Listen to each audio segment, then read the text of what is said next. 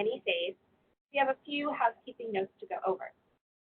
If you have any technical questions or issues using the webinar platform, please use the chat box and we will respond right away. If you have any issues with audio, please click on the phone icon above the chat window to receive the teleconference info. For those that do call in, to ensure call quality, everyone's lines have been muted today. However, we do want this webinar to be as interactive as possible.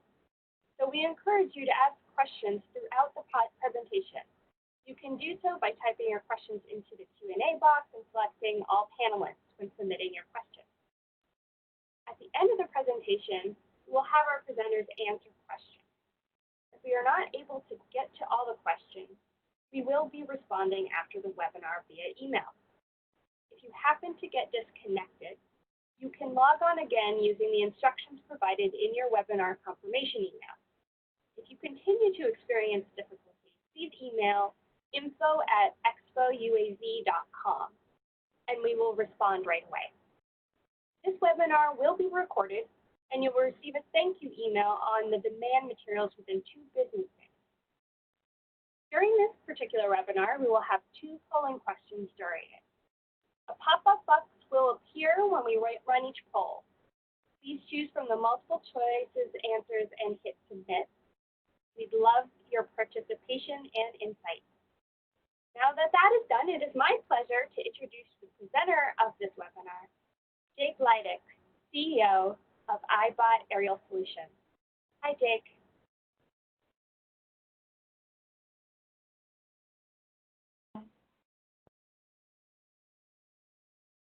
Thank you for that nice introduction. Hopefully nobody has any kind of issues. You can hear me loud and clear?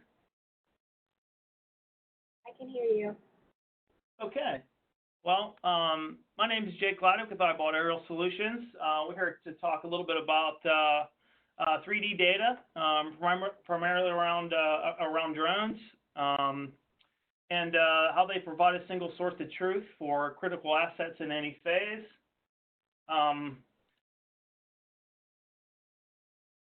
When you guys registered for this webinar today, you were asked if you are currently using 3D reality models in your organization. And we really do thrive on feedback like that, so we really do appreciate that. And we have attendees from various different industries. We got to look at where you guys were logging in from and what you were doing. We're happy to see that there's about 44% of the audience today that's using 3D reality models. And if you're not, we think that there's questions that you may have, and we want to make sure that we open that up to the folks that are thinking about using reality modeling, maybe on the fence about it, or maybe there is an opportunity for you to, in the current state of things with COVID, that you feel like you can leverage it now where you couldn't before. And we certainly want to capture that. So that's going to be really important for us, and we appreciate all that feedback. But just by looking at these charts here, we can see that the digital market's maturing, that people are warming up to the concepts of making the 3D visual data work for them. And we got started early in reality modeling, and when it was considered a very advanced process and methodology. And what we were getting for feedback there is like, from an organization, if I was to approach them with reality modeling, there was always a level of interest, but it was like, okay, what you're doing, I see that it has value, but I'm not sure how I can use it yet. So there was a lot of heavy education early on, going back a few years. But we always knew that there was going to be applications for pretty much any industry. And now is an exciting time, and especially based on what the polling results here for the people that are already engaged. It's just interesting because now they're asking questions like, okay, I understand the value. How do I use it? How do I access it? How do I distribute it and make sure I can leverage it for my organization? So now we've been out there in the marketplace for a while with this stuff, and they're finally growing up to, you know, the benefits. And so it's getting to be an exciting time, is that, you know, we've gotten off the ground with our digital journey here. And I'm glad, because we suspected that there would be applications for almost all industries, and this chart is validation of that now. So we have a lot of good insights to offer. We're happy to work with organizations that want to utilize it, and especially for the people that aren't sure. So looking forward to an opportunity to share this you know, the rest of this stuff with you. So let's get to it here. A little bit about us very quickly. We're a growing team. We're based in Pittsburgh. We do have a global reach. We have our you know, partners in Singapore, Europe, India, Australia. We have active projects going on in other parts of the world. You know, we are working with the oil super majors, but our customers are very, very diverse, which is what's interesting about the people that are attending today, because our customers are as diverse as the people that are in attendance. Oil and gas, telecom, utilities, engineering firms, construction companies, surveyors, data collectors, drone service providers. They can all leverage what our experience has been in this marketplace in one way or another. And I feel like that we can access 100% of the people that are in attendance today, because the network that we were creating was, you know, it's not our intention to have data collectors on every corner of the planet. We want to partner with people that can do that. And then on the other side of it, there's people that are in software, and then there's organizations that need these type of products more than ever. So I feel like it's a very good opportunity to catch everybody here. We have a strong partnership with Bentley Systems. We've had good experience with them in capital projects in oil and gas. We're regular contributors at the Year in Infrastructure with those guys. They have some cool software that we're able to, you know, to kind of get on the ground, and we're seeing people use it a good bit. Has many different applications, and they've been a really strong partner for us. So that's just a little bit about us. Obviously, our focus is on safety. That goes without saying. It's the first priority for getting this stuff off the ground. Data security also obviously a priority. And so those are some of our core competencies that I thought were worth mentioning. I think that, you know, what I want to talk about in this next slide is what I think is what makes us different. Obviously, you know, we are a different type of company, but I think it's what makes us interesting. I think that there's a lot of solutions out there that maybe have a collection or a hardware or software element to it that tend to focus everything towards a basic tool set or something like a piece of software. But our real focus is creating the core data sets that organizations can utilize across the board, inside or outside of you know, their existing asset management portfolio if they have one. So that's really where our core focus is. So we're not a software company as much as we are a data company. We do have a global reach because of the collection consulting models that we've established. So we have a way to scale to an enterprise solution by communicating to you know, incumbent operators or people who are in our network in different parts of the world, the collection methodologies, hardware, safety procedures, to get them to sending back this good quality data that the organizations require, right? So that's a part of our model, and then what makes us unique is our approach to the data collection and processing of the data. It's this constant workflow that's kind of like alive. The data collection hardware and methodologies are always changing, always advancing, constantly being automated, right? So that ends up feeding back into the data processing because one is being pretty much constantly overwhelmed. So the process is inherently innovative, and the result of that data collection and processing methodologies is really the highest quality verified 3D data that's available in the marketplace. We do believe that to be true, and we deliver it with consistently fast turnaround times and drive the process towards automation whenever possible. From what we've gathered over the years is that there's very few software companies that are interested in doing data processing that's not fully automated, that doesn't have that personal touch. Not interested in doing validation of the data either to assure that what they're consuming is, it meets your requirements. And even fewer software companies are interested in doing the collections. So what we do and what our special sauce is bring in these core data sets that make the software that you guys have valuable. And then we have partners that we can utilize for standalone products and ways that to consume the data specifically as it's collected. That's a brief overview of the core model here that we're working on. So we'd like to. Yeah. I'd like to interrupt you for a moment. I believe that we have our first poll question set to go. And the question is your organization making budget accommodations, reallocations to allow for more remote functionality? And you can answer that poll in the polling box on the right side of your panel. Thank you. Jake, you can continue forward as we wait for those results. I'll let you know. Okay, great. Thanks.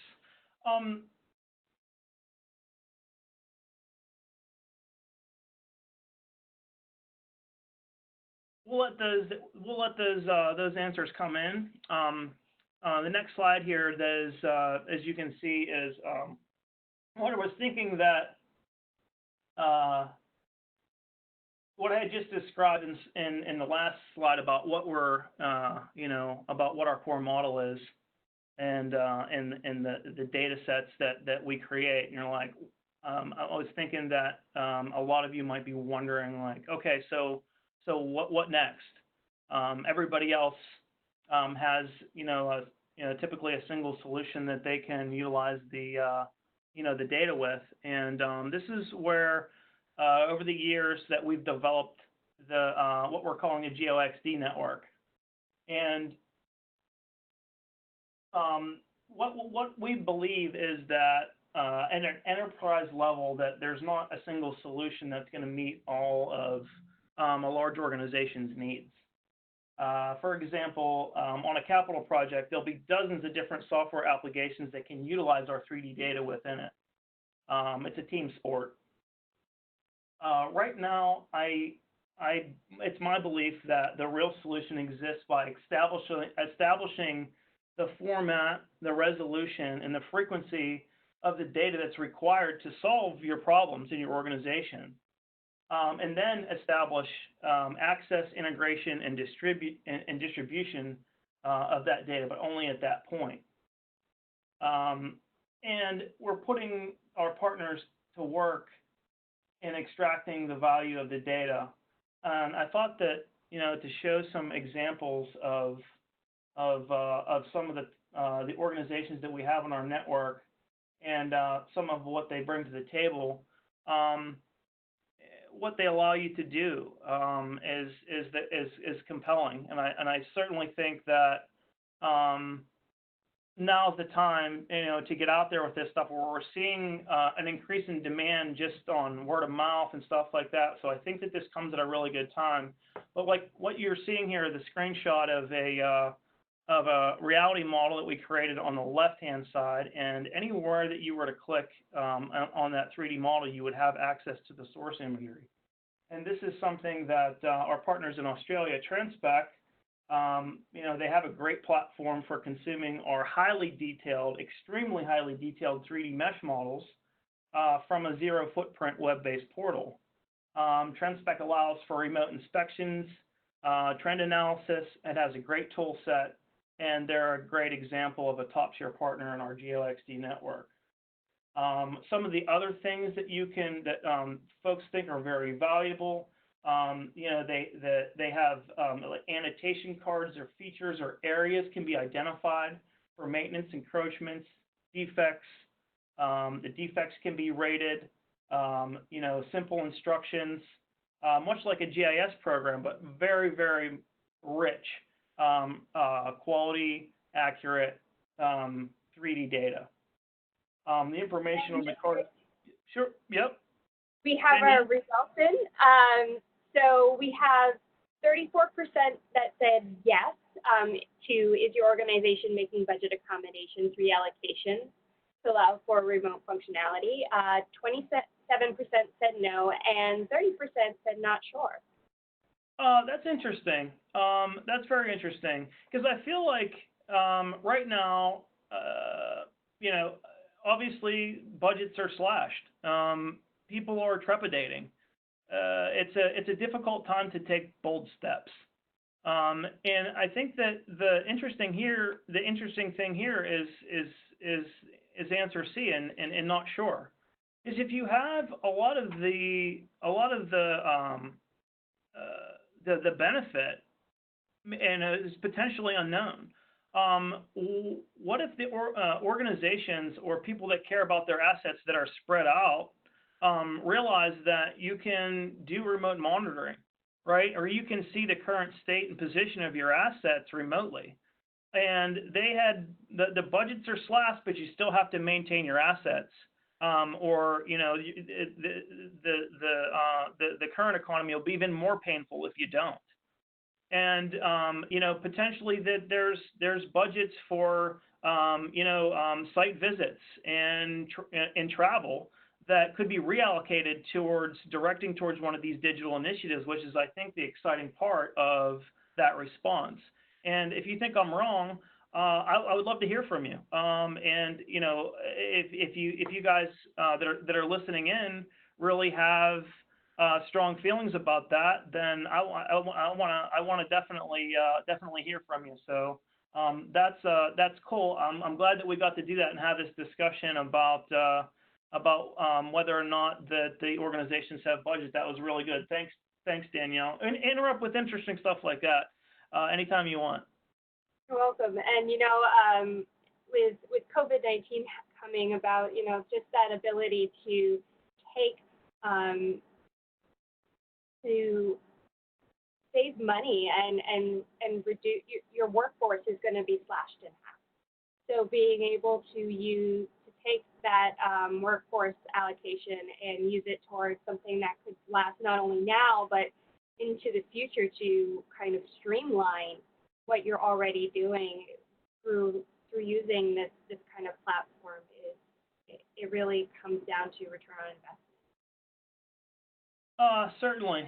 Certainly does. Return on investment is always been the conversation. Like this stuff isn't brand new, but it does have brand new uses to a lot of people now. So that's why it's exciting to have these types of conversations, because you're not going to get to any budget unless you have a high value solution, and we feel like that this certainly is that by definition. So I wanted to get back a little bit to how we can make the data work for you within the GeoXD network, and just finish through a few of examples about what you're enabled to do with a 3D representation of your asset. You can take real world measurements, square footages, volumes, heights, slopes. All of that is, basically at your fingertips to be able to do area calculations, monitor change detection. You can get 2 3D data sets that are captured at 2 different times and analyze them in a synchronized view.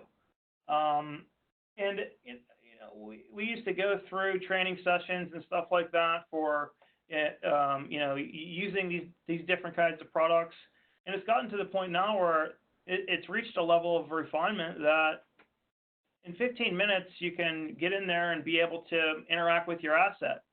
And what we're finding on large construction sites, is we have a massive site that's regional to our offices here in Pittsburgh, is that you're able to literally familiarize yourself with the site in the third dimension. Things look familiar when you're walking around because you're literally doing a virtual tour. So even if you had to do site visits, it makes these site visits more effective, potentially shorter. You can do a lot of the safety training for, potentially people that are coming onto your site. They can do the training remotely and limit their interaction with other people or whatever. Hopefully I'm just giving you enough examples to provoke thought on your own, that you can kind of like see how the potential can be leveraged for you guys. But some other examples of people that are in the network are, artificial intelligence, using drone data to detect safety hazards, automatically detect safety hazards and violations, design model integration, development model integration and comparison. That's always been a huge thing. Organizations spend money on these development models, and they're like, okay, this is a development model of 4D development model of where my construction project is supposed to be in, let's say, Q3 2023. And then you're able to take a reality model of the construction site at that time and say, okay, well, here we are. Why are we ahead? Why are we behind? It all gets back to the single source of truth that drives this accountability in between potential an asset owner, an EPC, or any of the stakeholders that are around a large project or a critical asset. That accountability is always key. It keeps people moving, it keeps progress going, it reduces costs, and it increases safety. Like I said, those are the types of things that people are still after in the post-COVID-19 world, that are never going to go away. So I did touch on, kind of went off script here a little bit, but we did touch a little bit on the the need for remote access, especially right now. But just to reiterate a little bit, reducing travel costs. We know we've got we have some numbers. We understand what business class is the standard for a lot of large organizations, and you're flying to the Middle East, to Europe, to the Sudan. It's 20,000 a pop, and right now obviously budgets aren't supportive of that. And to be honest, I mean, this is just my opinion, but I don't think the optics of that are that great either. Moving folks around on jets that are potentially half empty, it doesn't speak to environmental responsible stuff, environmental responsible decisions right now. And we understand everybody's just doing everything as they see necessary, but perhaps there are solutions that are going to allow for this remote monitoring of your assets, even if it's just to see what's happening at a very fundamental level. It doesn't have to be anything like rocket science, or with super advanced features, which we do have, but it could just be a very, very fundamental, simple use of remote access that could really that could really save you a lot of time and a lot of money, and change the way an organization does things permanently, which is, I think, the good thing that's going to happen from the fallout that we're experiencing here post-COVID-19.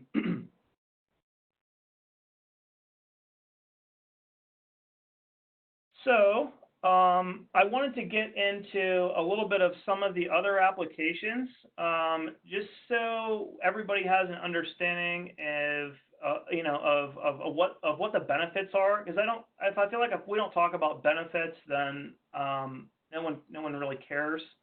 So I think in that use cases here, examples are great. So what you're looking at here is a screenshot of a 3D model, and at the bottom of your screen you see barge in the river.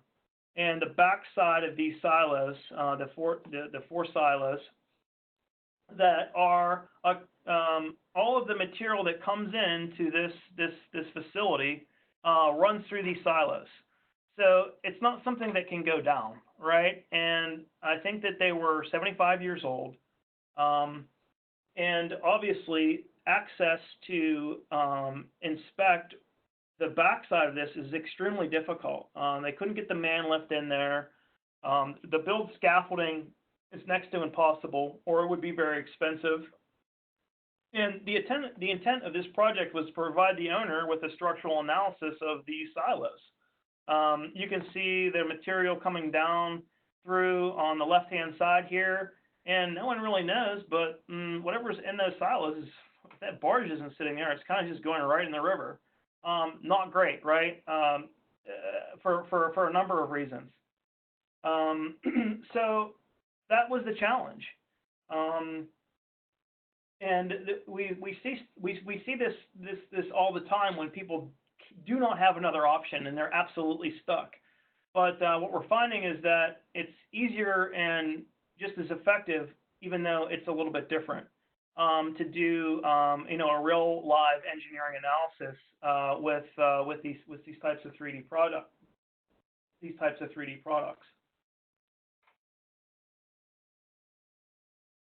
So getting into it a little bit, I don't want to get in the weeds and lose some parts of the audience here.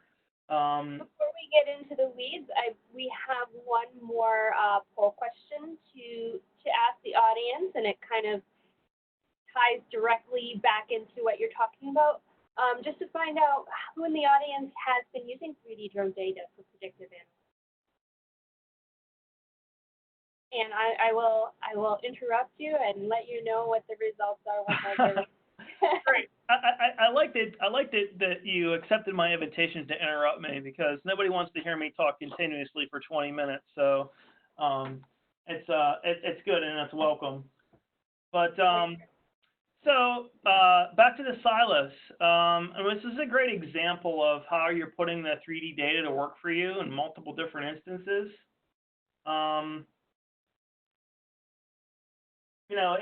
Artificial intelligence, machine learning, predictive analytics, we've heard these buzzwords go around and around for a long time now. But it's about what data you're teaching these algorithms with.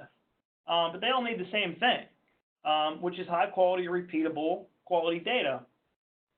And if you see and understand the concept of what it is that we're doing with these 3D representations, a lot of it's like we're tracking trends.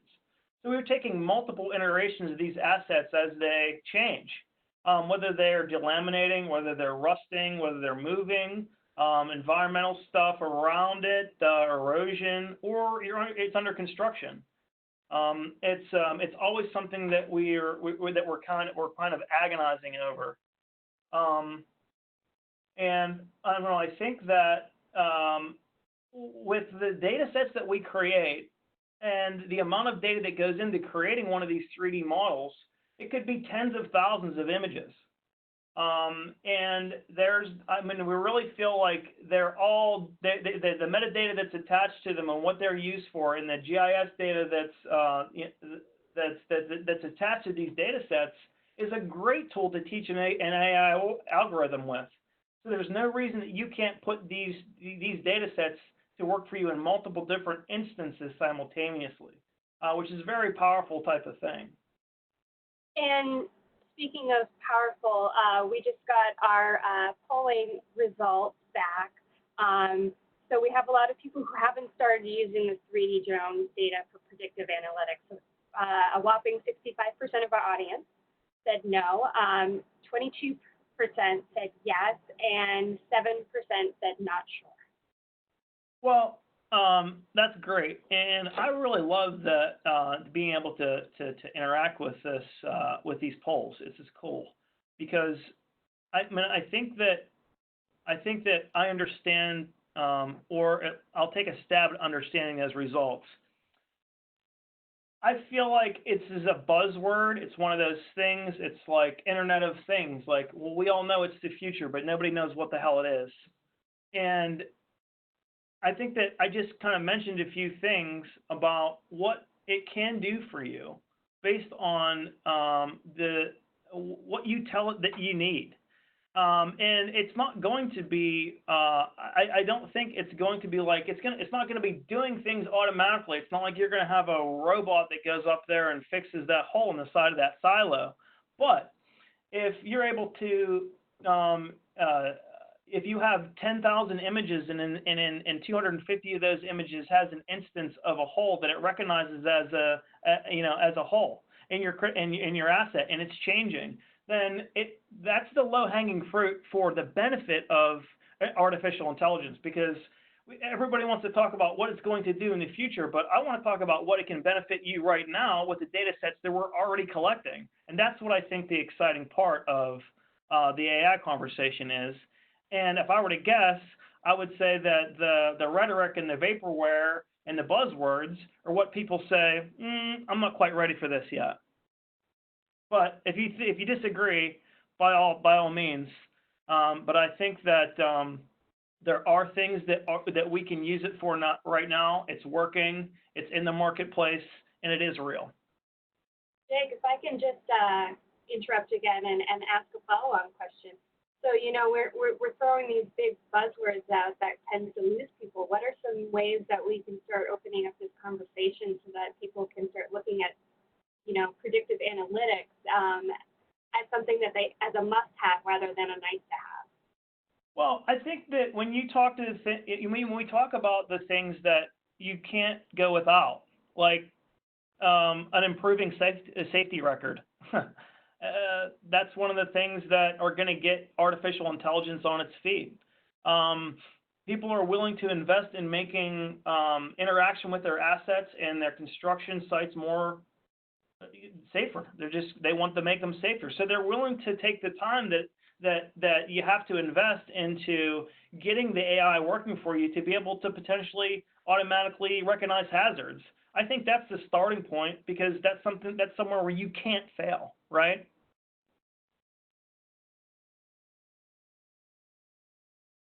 Absolutely. I mean, does that answer your question? Do you think that, I feel like it's just where it's a requirement is where that you should start. Yeah, no, especially that safety piece and that time savings as well, being able to reduce the amount of data that you have from 1,000 images you have to look at to 250. That's a really powerful thing that using predictive analytics and AI can really bring value to a company. Absolutely. And there's some things that are common across, and they're common across industries. It's AI has better applications and very consistent data sets. It's tough to put AI to work on a construction site because there's so many different artifacts. There are so many different things. But for example, using AI to identify a reinforcing material that's been exposed when the 99% of the rest of the data is a clear white slate, and all of a sudden you have this brown kind of rusty exposed area, then it's like, okay, well, you're going to really be able to leverage AI here, but you're not going to do that if you don't start asking the questions. So, hopefully that's what we're here to do. Absolutely. I think you made a really good point about what AI can and can't do right now and the limitations and how we're getting over some of those limitations. But it's really about training machine learning and AI to be able to recognize and call out those errors and recognizing whether your business has something that can do that kind of that can fit well with that AI, I guess is what I mean. Yeah, that's totally right. That's totally accurate. And honestly, we want to be, like I said, I bought Aerial Solutions doesn't have skin in the game as far as you know, I wasn't one of the guys that sat in the, you know, that wrote code for an AI algorithm for 3 years that has to make this get off the ground. So I'm happy to have an honest conversation about what the real benefits are right now and what the real potential will be. And you know, we want to be as you know, a lot of times that we're forming technology partnerships with our customers. It's not like, you know, they're barely customers. It's one technology partnership after another because we are giving them, you know, there's a lot of dreamy stuff out there about AI, and we want to give them the reality of that and be very transparent about expectations management there. And it's certainly our obligation to do so. So absolutely, because if you sell a product and you say it's something and it only returns something entirely different, that's just definitely not going to help brand or reputation. No, and nobody wants to, no organization or asset owner, enterprise level, I mean, it doesn't matter. Nobody wants to figure out something with you. You know, like, especially now, like, we have to come with solutions. They have to be ready to go, and you know, they have to be ready to turn into increases in safety or dollars and cents, or they're not going to go anywhere. So believe me, we understand that 100%. Excellent point. So I'm going to keep plowing through this silo example here. And I just wanted to make sure that as I realized that, you know, there's engineers, you know, engineering firms and stuff that are in attendance here, and I know that we probably piqued some interest as to, you know, how we're doing this structural analysis, and you know, just to put it, you know, plainly, as another example of the utilizing the core data sets in multiple different instances. What you're looking at here is the core data set that we created, exported into MicroStation in this case, where we were able to do a side-by-side comparison with the design models, actually the design drawings that were drafted over 70 years ago. And we were able to, you know, develop a heat map that showed the deformations in the silos against design. And it was abundantly clear where the defects and how bad the defects were. And we realized that, of course, it wasn't built exactly to design, but where the deformations were in existence, some of them were in areas that the silos were structural. And they are able to make, you know, a good decisions, all without using as much of a step ladder, let alone having to do the scaffolding or the man lifts. So is it exactly what they had expected, what they got before with their structural analysis? Probably not. But did it tell them what they needed to know? Absolutely, it did. So just a brief example there that we wanted to get through. And I thought it was worth mentioning that I did mention briefly about the complexity of the data, and we did start out and, you know, with a very complex, big, expansive data set, you know, years ago, and the applications have grown, but there's still definitely a need for, you know, the 2D orthomosaics and drawing overlays and 360-degree views of critical assets. There certainly is applications for other visual data. And we just wanted to make sure that we recognize that and that we meet the needs of, or the needs can be met for any amount of information that's required appropriately at a certain time. Question about what you're using to collect that data. Mm-hmm.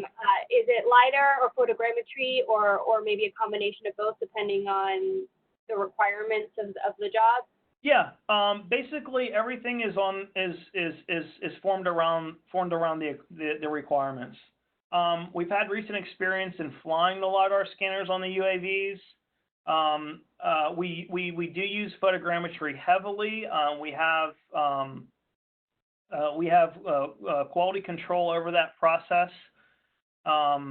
With the validation of that data, and a lot of times these photogrammetric outputs without any LiDAR data are very accurate if it's done right and you have the right control down and your processes are in place.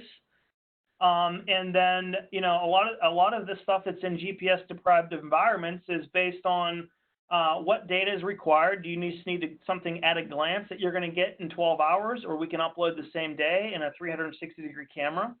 That we can give you, you know, views of on, you know, whatever interface that you like. Or is it going to be something like you want to do, you know, these phase shift scanners, you know, LiDAR data sets of your entire floor, you know, that's accurate to, you know, to 2 to 3 millimeters. It's all based on requirements, but we don't want to be married to one single solution. We use drones heavily because they collect so much vast amounts of data in a very short period of time. But we are data source agnostic as well. So whether it's a laser scanner, 360-degree camera, satellite imagery, it doesn't matter. We're in the business of finding a way to give you the appropriate amount of data at the right frequency.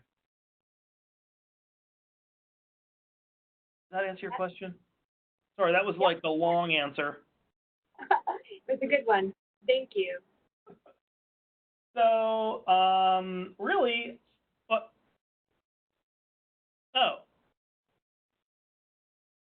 does that mean? Oh, okay. Sorry, we're just discussing something amongst ourselves here, so I certainly don't want to go over on time, and I want an opportunity to certainly interact a little bit more. When I thought that it would be interesting if I could share a 3D fly through, just so you can kind of like see the 3D element a little bit better and understand what the art of possible is. So I would like to be able to click over real quick. You guys should be able to see my screen here. This is what you're going to see here is an example of what can be created with drone data alone. You know, we flew a high resolution, you know, camera for this. We took several thousand images, and there's no ground imagery that's in what you're looking at here. The data is, you know, collected and processed, and you know, with the experience that we put down over the last couple of years, but you can see the level of detail and completeness of what the even, you know, some of the more complex artifacts are with photogrammetry alone. And a lot of times when we show people this, they're like, okay, well, that's great. Well, how can I make this accessible to me? And like I said, it's nice to be to the point now where they're asking the right sorts of questions, and that we can say that you know, data that's this accurate and robust, that has a lot of other data that's useful to you in your organization, is available to you now. It's not like space age stuff. It's not vaporware. You know, people have access to it, you know, right now. So just wanted to take you through a quick example of what's possible and what's accessible. So yeah, I mean, I don't really have anything further. I wanted to, I did take a little bit longer than I expected because for most of that I was completely off the cuff. So I wanted to certainly, you know, take an opportunity to engage if there's an opportunity to. Fantastic, and we have some time for some questions. I'd like to throw one out there to get everyone started. can the core 3D products you mentioned be used inside my existing asset management software? Yeah, big asset management companies are software companies are warming up to the concept of 3D, and obviously the ones that are already ingrained in large organizations, they may not be the first to the game, but they're understanding the use cases for 3D data. I mean, it's not new, but we certainly can output our core 3D data to existing asset management portfolios as required, and we're happy to do that. And that's a part of what the offering is. Fantastic. And how can my organization use 3D data reality modeling in engineering and design?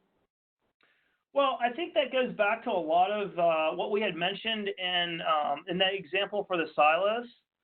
So that pretty much lays out the hopefully that something like that provoked enough thought that you can do these types of comparisons. They can be output into the point clouds. If an engineering firm or something uses point cloud editors to do their engineering, then we can certainly take a photogrammetric output and convert it into a point cloud so it works inside that, and then they can do their engineering analysis, whatever it may be.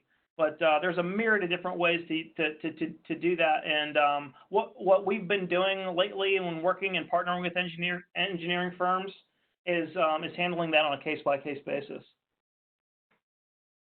Fantastic. And we have a question.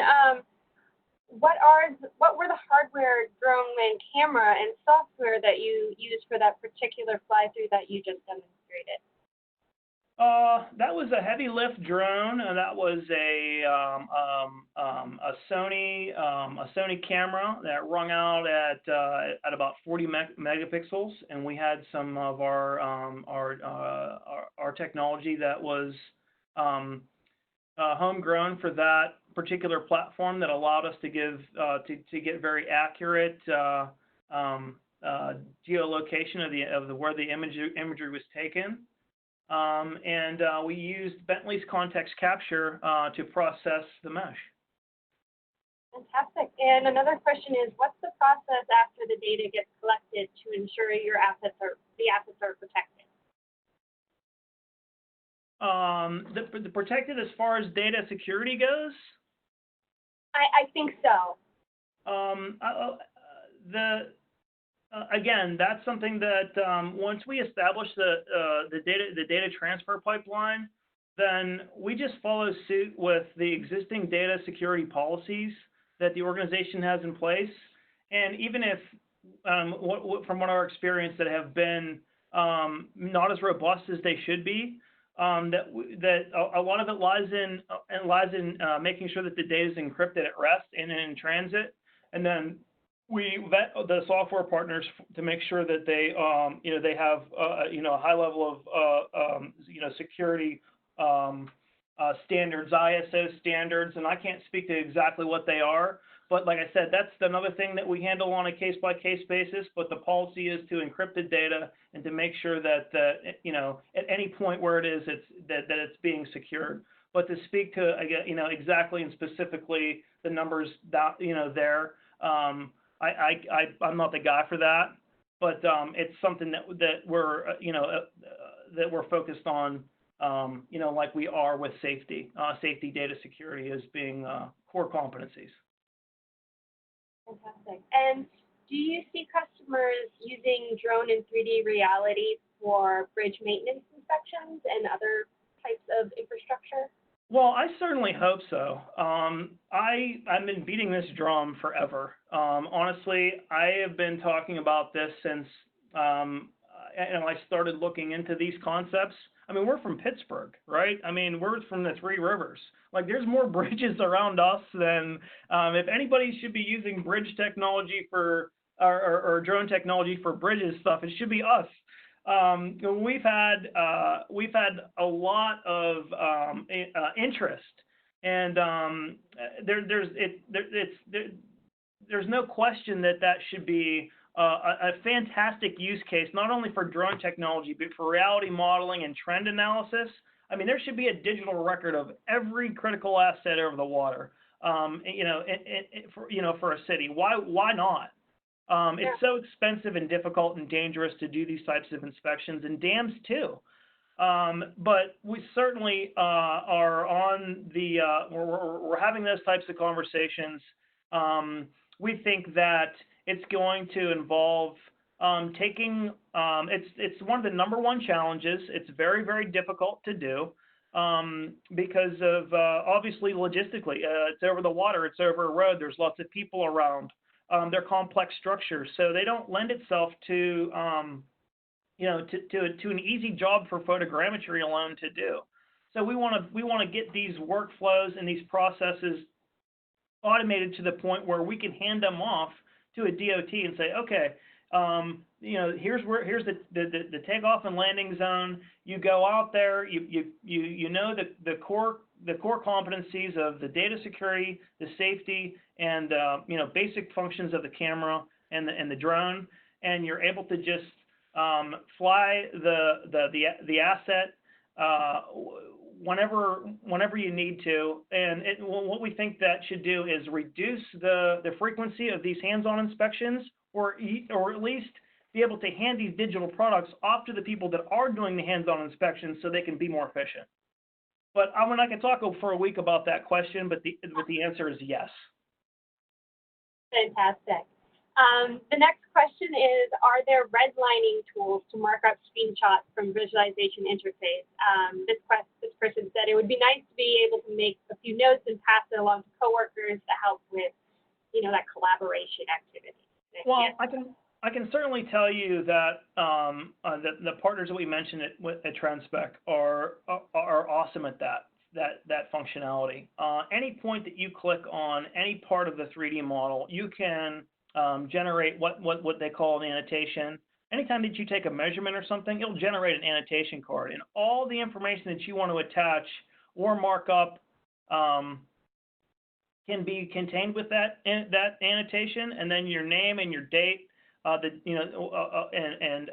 Also, like if there was like a work report, PDF file, inspection report, or something that was attached to that, you can dump that all into the single annotation, which just pops up on a little icon about around the area that you're talking about. And then you can designate the icons to, like, okay, safety, engineering, logistics, management, IT, whatever you want, and everybody can be on the same page or not. You can send the same things out. You can put annotations out that describe a job that needs to be done and send the digital records to someone that's doing the work, and then just give them access to view it. So again, long-winded, but yes.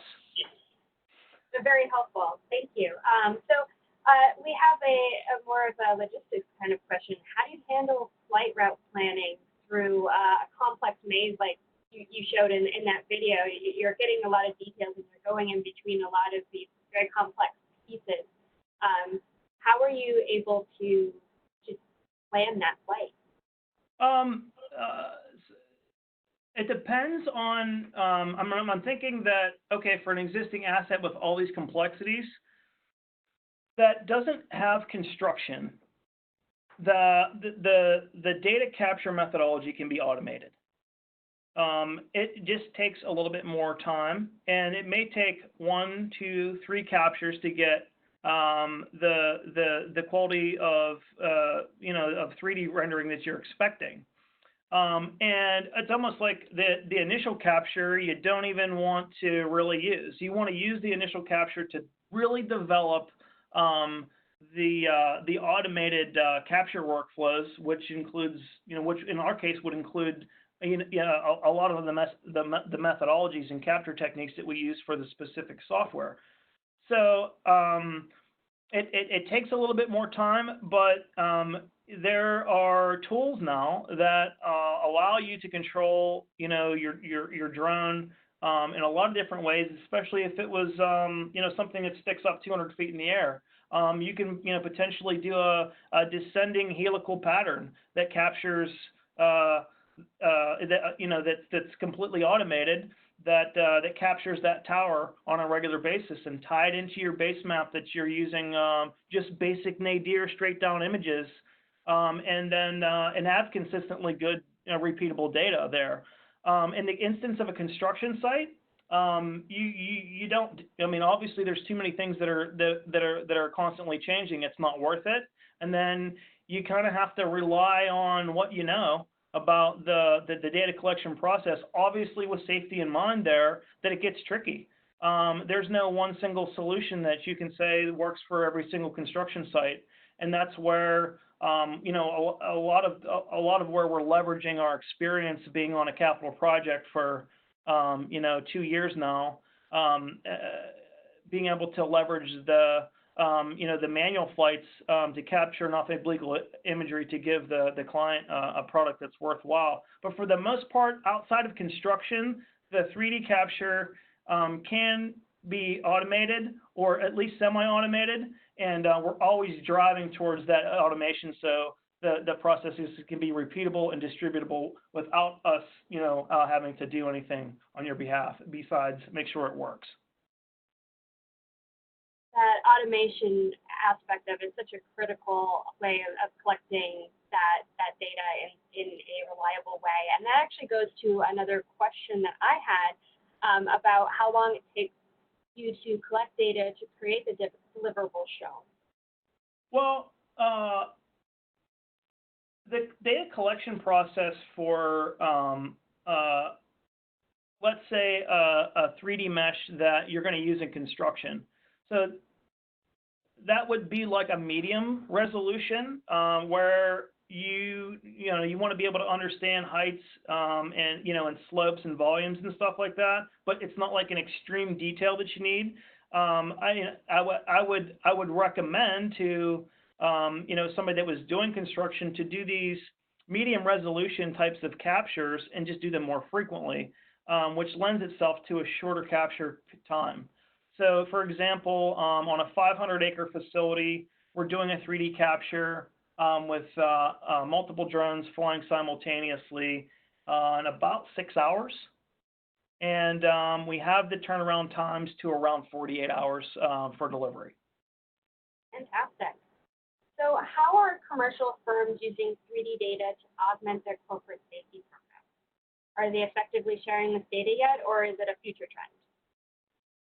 No, I think anytime that you give safety teams data, they use it.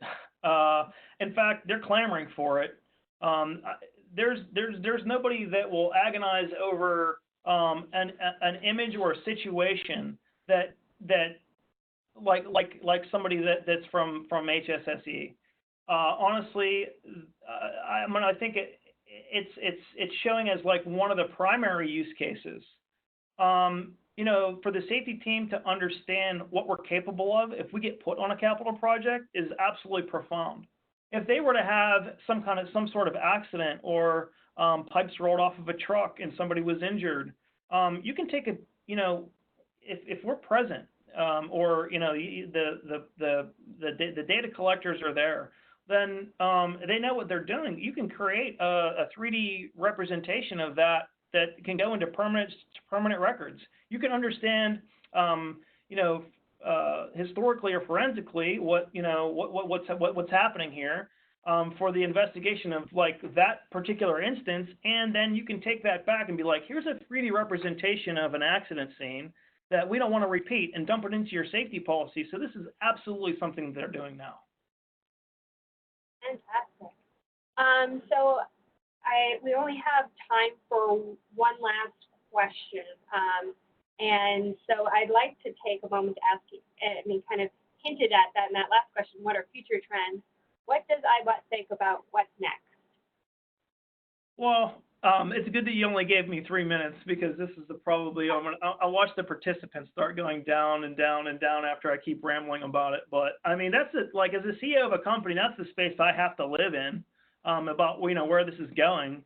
But I certainly think that the artificial intelligence element is going to be automatic.